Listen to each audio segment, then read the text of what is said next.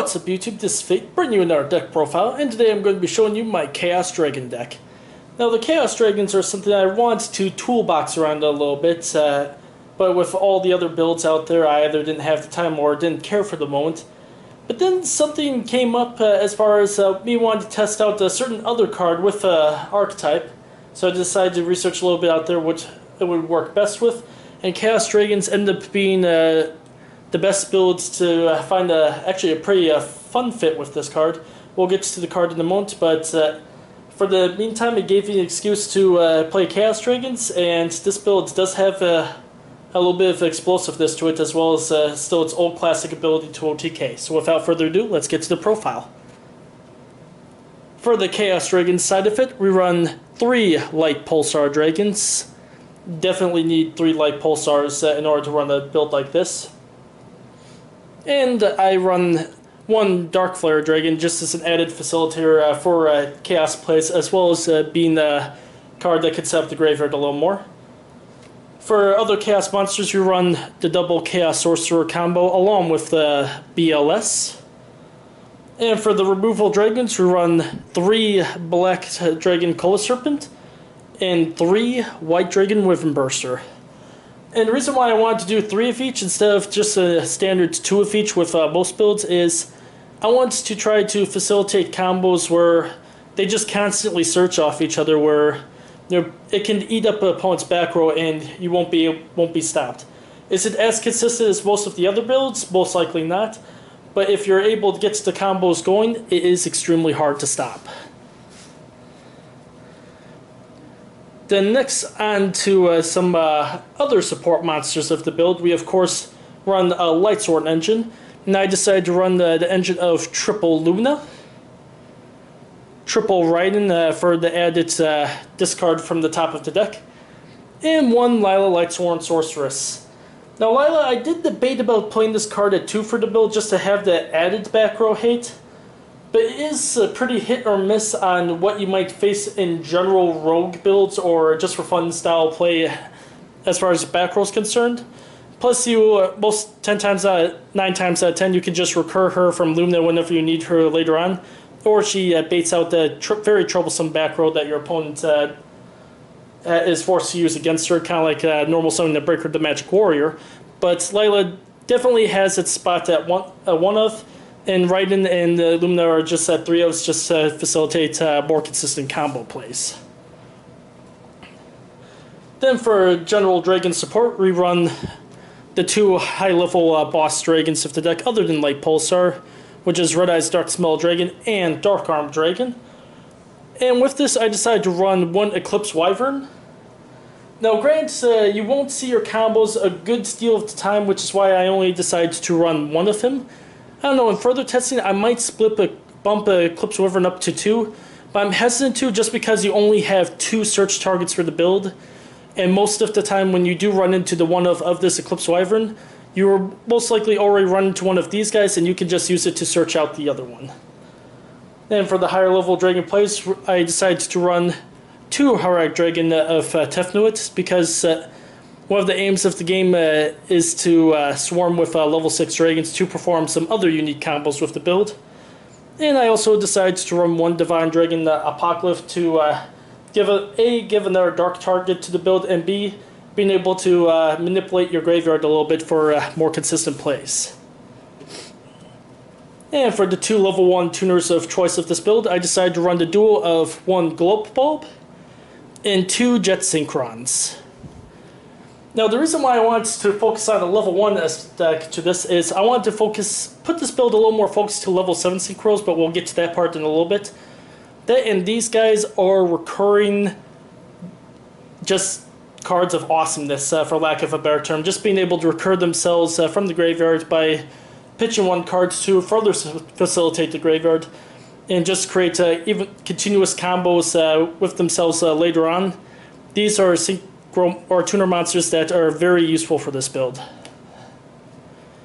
And to round out the monster lineup, my tech card for this build, 2 Blue Rose Dragons. And so before I get into some of the utility parts of this card, there's actually a separate reason why I wanted to test this out. Is at the time of this deck profile being uploaded would be actually the anniversary of something personal coming up here. If you want to skip this part, go right ahead, but it's the anniversary of my mom passing away to breast cancer. And the reason why this has come up in my thought process a little bit is the theme with my mom has always been the blue rose. It's been one of the themes growing up with her. It's just been that special thing that kind of rounds out that family centerpiece. And I just got thinking while searching around the collection, hey, Blue Rose Dragon is the thing. So I figured as a special memorial type of thing this year, right on the anniversary date, I can put together a build that would use Blue Rose Dragon in some form or fashion. Now this is where the research of the build got into it a little bit, because I want to find builds that are best able to use this card. Most of those builds are plant builds, and I gotta admit, in testing those a little bit on Yu-Gi-Oh! Pro and What Of, those builds tended to brick a little bit too much to get the full use of this card. So I decided to shift gears with Chaos Dragons, because it is another level 4 Dark Attribute Dragon. And with being able to spread out Black Rose Dragons with level 6 Dragons and the level 1 Tuners, on top of being able to use this monster as a utility piece for a recurrence for a possible 3rd or 4th Globe Bulb, this card definitely got the utility position that it deserved in this build, and it's just one of those things that every once in a while you just want to take a step outside the game and want to do something special that's family related. So this is my version of that, and it's an awesome card. Not much more I can say about that one. Anyways, that's it for the monster lineup. On to the spells. We go with the 2 charge of the Light Brigade, just because you do run a pretty good hefty Lightsworn engine. 2 tunings to search out your Jet Synchrons, because you want to see them as much as possible, and the extra discards to the graveyard does not hurt as well. And next you run 1 reinforcement of the army to see your writings a little bit more than most of your other cards to facilitate the discards right away. 1 soul charge to mass swarm your graveyard to set up just massive fields that your opponent can't get around. 1 copy of 1-for-1, mainly for your level 1 tuners to set up the combo plays. And 1 Foolish Burial to place that 1 card in the graveyard to initiate your combo plays. That is it for the spells, and on to the 1 trap. I decided to keep it with the normal one of Solemn Warning here, because this card is a must to stop most things out there. And I figured for the 1 defensive card, might as well go with one of the best ones. That is it with the main deck. On to the extra deck. I decided to go with a level 5 engine with this in Jet Warrior off of the Jet Synchrons. TG Hyper Librarian, because you do end up swarming your synchro monsters a little bit to keep the draw plus power going. And 1 XL Synchron as that last monster to not only level manipulate a little bit into more of those combos, but to give that extra tuner play, which we'll go into a little bit later. In fact, I might as well go over the combo right now. Basically, what I ended up doing is I did a little research before doing this deck profile on how to do a pretty awesome level 10 synchro combo right off the bat. It involves any one of your level 1 tuners and your Collapse Serpent and with Burster.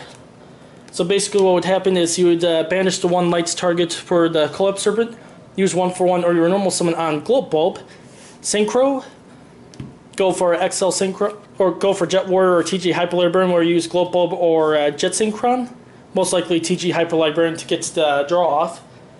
The next Collapse Serpent will get Search, get the White Dragon with a Burster, use Globe Bulb effect, build the top card of your deck, Synchro 7 for the next level 5, XL Synchron, get a draw off it, and then you're able to recur another Collapse Serpent right away with your Whiffer Burster. And then you can go to your level 10 Synchro monster of choice, and we'll get to my choice here in just a moment. For the level 7 Synchros, we run 1 Michael the Arc Lightsworn because of Lightsworn presence.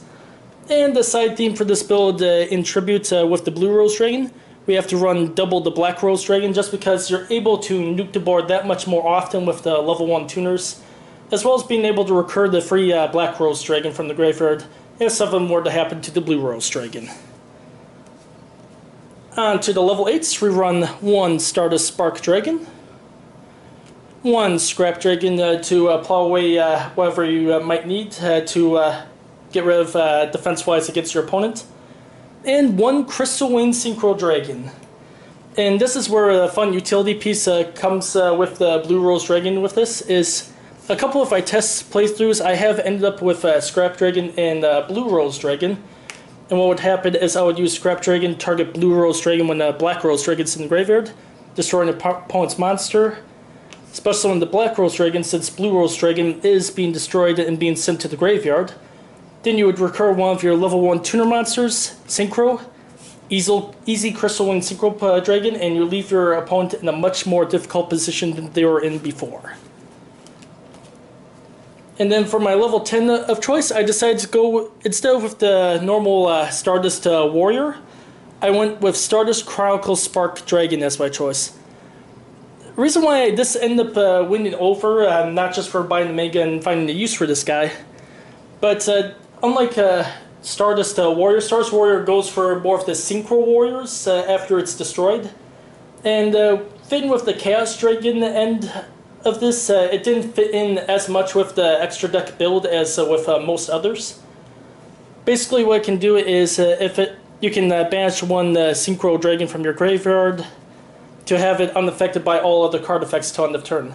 And then when it dies, since the bulk of your extra deck is made up of nothing but Synchro Dragons, you can just target one of your banished Synchro Dragons after it dies, recur this to the field, and continue with your combos like it never happened. Like you didn't negative at all. Negative at all? We'll leave that in there.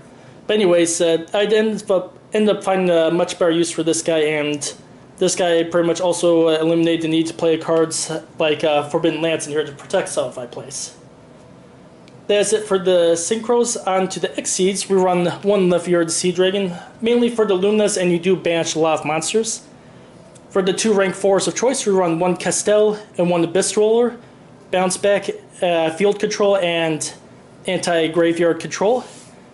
And for my 2 rank 6s of choice, I decided to go with Photon Strike Bouncer and Harak Dragon King of Atum. King of Atum, just because you do run the hefty load of level 6 Dragons monsters in the graveyards to be able to go into Remedy easy.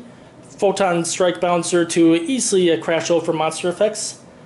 And for those of you who want to try this build out and fit another rank 6 in here, if you're going for more of the competitive aesthetic with this build, I would recommend taking out one of the Black Rose Dragons and going for Utopia Beyond, because that thing will easily set up OTKs. But since this is more kind of a general just for fun tribute build, I figured just these 2 would do the job for now.